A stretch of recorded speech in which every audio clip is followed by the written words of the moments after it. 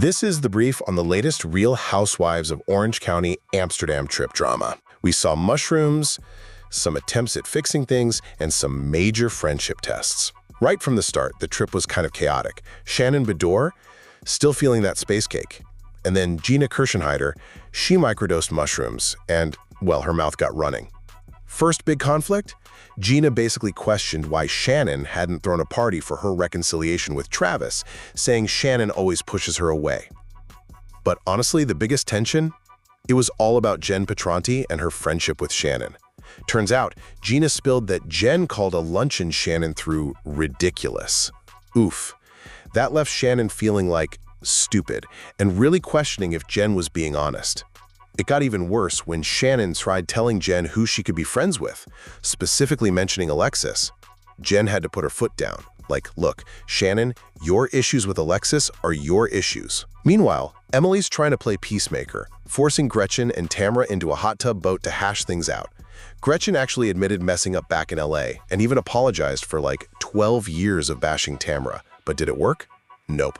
Tamra just called Gretchen not relevant, and boom, back to square one. Gretchen later kind of threw shade, questioning Tamra's whole finding Jesus thing if she hasn't really changed. And then, toward the end, things got pretty serious. First, Jen had to come clean about a six-figure judgment against her, something about unpaid rent for her studio. And then, Gina brought up these alarming posts she found on Gretchen's social media. Screenshots apparently showing Gretchen liking and commenting on homophobic stuff. Gretchen says they're fake, but Gina felt she couldn't just ignore it and needs Gretchen to explain. So yeah, from shaky friendships and legal woes to old feuds flaring up and some really troubling social media stuff, this trip definitely brought a lot of accountability challenges for the OC wives. Before we get into the next update, I need to check in with you all. If you're enjoying our little tea session, take a millisecond to hit the like button and subscribe to join the best reality TV community on YouTube. Done? Let's move on to next update now. Okay, next we are going to talk about the recent leak of what looks like a Real Housewives of Potomac contract. Now, this whole thing surfaced right amid these swirling rumors that Thomas Anthony TJ Jones might have actually filed a lawsuit against Stacey Rusch. He's apparently accusing her of, not paying him for his appearance on season 9 of the Bravo show. So, this document pops up online, posted by the account Bravo and Cocktails. It's titled RHOP Contract. And it basically says, I, Stacey D. Rusch, willingly enter this agreement with Thomas Anthony Jones Jr. as an equal partner and cast member of Bravo TV's Real Housewives of Potomac, RHOP. Get this. The alleged contract apparently says TJ Jones gets 50% of Stacey's total salary for his appearance in the 2024 season. And it says this deal automatically renews every season until she stops working there. Well, as you can imagine, fans immediately had thoughts. The formatting looked kind of weird, leading to comments like, what in the Microsoft Word is this? Just, skepticism all around. Attorney Preston Mitchum also weighed in. He pointed out some odd things, like the title being randomly bolded, weird paragraph spacing, and oh yeah, TJ's signature, totally missing. Plus, Mitchum brought up a pretty big issue. TJ Jones isn't technically a cast member, so he wouldn't really have a direct contract with Bravo or NBC Universal anyway, no matter what his arrangement with Stacey was. Fans also noted it doesn't even mention that whole rumor about Stacey supposedly paying TJ to be her fake boyfriend. So yeah, the whole document looks pretty questionable, especially right now with this salary dispute going on. So this was today's update about the alleged Stacey Rusch and TJ Jones RHOP contract. Let's now move on to next update. Next, we are going to talk about the latest headlines surrounding the upcoming series The Real Housewives of Rhode Island, or RHORI. Yeah, so this show, it hasn't even hit our screens yet. But believe it or not, one of the cast members is already kind of making waves because of some pretty serious legal stuff. We're talking about Rula Pontarelli, who's set to be on the show, and her husband, Brian Pontarelli. He's actually a podiatrist. Okay, so here's the deal. Brian is facing a misdemeanor domestic violence charge. The allegation is that he put like an electronic tracking device on someone's car without their okay. Right now, we don't actually know whose car it was involved. And get this, just this past Friday, this is October 2025, Rula went ahead and filed a no-contact order against Brian. He's expected to be formally arraigned on that charge this coming Tuesday. Now remember, Bravo only announced this whole series back in May. They described it as following this really tight-knit circle of friends. You know, deep roots in the community, tangled family dynamics, the whole thing. Andy Cohen was pretty buzzed about it earlier too, calling the cast incredible and very Italian. He even said it kind of reminded him of early Jersey, you know, with the deep families and that coastal setting. Filming's apparently almost wrapped up, and Andy teased it's going to be an amazing debut season. But yeah, despite all that excitement, we still don't have an actual premiere date for RHRI Season 1 yet. So this was today's update about RHRI cast member Rula Pontarelli's legal situation. Let's now move on to next update. Next, we are going to talk about Stassi Schroeder's scary past experience in Las Vegas that she recently shared on tour. So Stassi Schroeder, you know, the Vanderpump Rules alum, she was recently on Alex Cooper's Unwell tour out in Vegas. And while she was there actually filming for her new Hulu docuseries, Stassi says she shared this really dangerous story from way back. This was before Pump Rules even started. Stassi, Tom Schwartz, and Katie Maloney were all working out in Vegas together. Okay, so the three of them went to a rainforest cafe. Stassi said she had just one drink and almost immediately felt like something was seriously wrong. She believes she was roofied right there by the server. Apparently, Katie found her in the bathroom and Stassi just lost it. She recalled screaming terrible things even at kids nearby, like, "You little fuckers, what are you fucking doing in Vegas?" Just totally out of it. And get this, Tom Schwartz had to physically carry her on his back all the way through the casino and back to their hotel room. Stassi actually said she feels like he literally saved her life that night, you know, by getting her out of there safely while she was so vulnerable. But wait, it gets even creepier. Sometime later, she gets a Facebook message from the guy she thinks was the server who drugged her, which is just, wow. It seems like he must have gotten her name from her credit card when she paid. So scary. So this was today's update about Stassi Schroeder revealing the time Tom Schwartz rescued her after she was drugged. Let's now move on to the next update. Next, we are going to talk about Garcelle Beauvais' recent revelations regarding her RHOBH relationships and future. So Garcelle Beauvais was on Watch What Happens Live recently, and she, clarified quite a few things about her life, both on and off The Real Housewives of Beverly Hills. Okay, first up, the big one. Her friendship with Sutton Stracke. Garcelle confirmed it's completely over for good. She explained it really stemmed from that reunion episode, where Sutton didn't really have her back.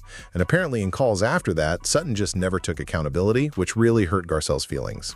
She did say she looks back fondly on how close they were, even mentioned her kids used to call Sutton. But yeah, no regrets about it ending now. Looking ahead, she also talked about possibly returning to RHOBH. Here's the deal. She said she'd consider it if Erika Jayne were to leave. She reflected on her time, saying most of it was phenomenal and really fun, but she absolutely knew at that last reunion it was her time to exit.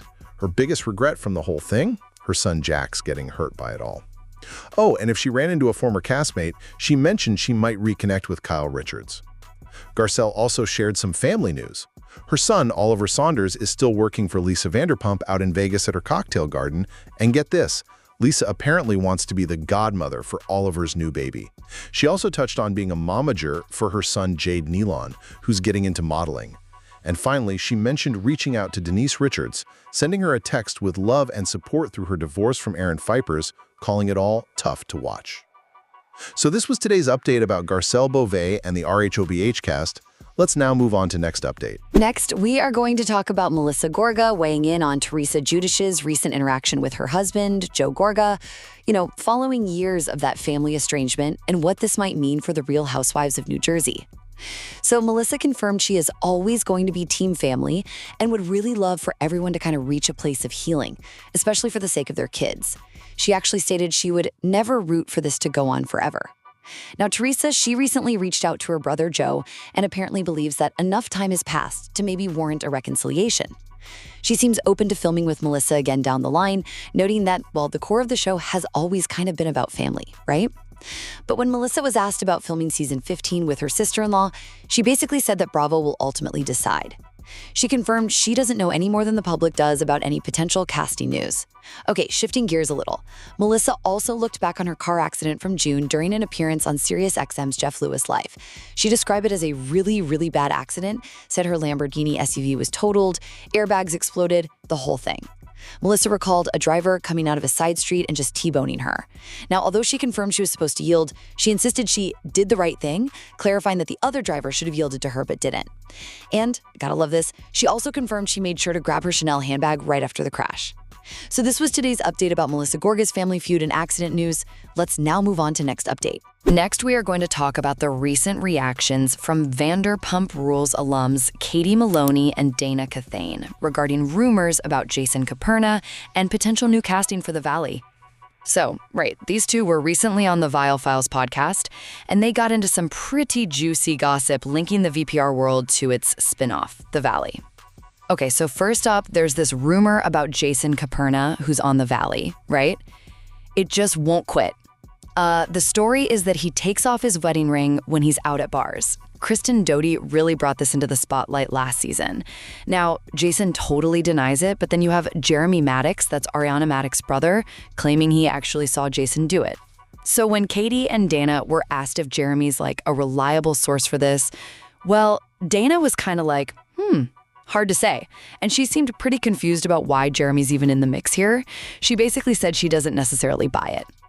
Katie, though, she was a bit more cryptic, you know? She said something like, if she were Ariana, she'd hate it. But she also gets needing to be careful because friends are involved. Then things shifted over to this other rumor. The idea that Jeremy Maddox himself might actually join the cast of The Valley next season. Dayna confirmed, yeah, he might be, but again, she sounded a little confused, said she hadn't really seen him hanging out with that group much until recently. Though, yeah, he does show up at Shiana's events, and apparently Shiana's known him for ages. Katie jumped in there, clarifying that, well, Jeremy did hang out with some of them via Ariana and got close to Jax Taylor before, but she made it clear she's trying to stay way out of that whole situation right now. So this was today's update about the Jason Caperna wedding ring rumors and Jeremy Maddox potential casting on the Valley. Let's now move on to the next update. Next, we are going to talk about the recent legal drama surrounding Lisa Hochstein. So, just months after her divorce from Lenny Hochstein was finally settled back in November 2024, Lisa filed a legal complaint this past August. She's accusing him of being in contempt of court, basically saying he's broken their divorce agreement. Now, this complaint really highlights two main issues she has. First, there's the whole thing with the new house Lenny was supposed to build for her. The deal was it had to be kind of like their old place, 6 bedrooms, waterfront, a guest house, and finished by June 2025. But Lisa claims the house he is building, well, it's seriously lacking. She says it only has 5 bedrooms, no guest house, and get this, it's not even waterfront. Instead, it's apparently right across from high school where the band practices. Definitely not the vibe she was promised. She also mentioned Lenny told her the house would be ready in 2 to 3 months, and then he'd stop paying her rent. Which brings us to the second problem, the rent money. Lenny was supposed to pay $17,000 a month towards her rent. If her rent went up, his payment was supposed to go up too. Well, her rent did go up from $32,000 to $33,000, but Lisa says Lenny's refused to pay that extra $1,000, even though she points out his reported net worth is like $175 million. Lenny, for his part, is denying all of this. He argues the new house is actually pretty big, over 5,000 square feet, plus a garage, and worth somewhere between $7 and $9 million. He suggests Lisa thinking this nearly $10 million home isn't enough kind of shows her character. Oh, and he adds he's been paying rent for both Lisa and her current boyfriend, Jody Glidden. But Lisa's attorney, Paris Toumage, stepped in to clarify things. She says, look, this case isn't just about whether the house is fancy enough. It's about enforcing a contract, making sure specific promises are kept. And importantly, making sure Lenny pays the rent he agreed to for the home where his own kids are living.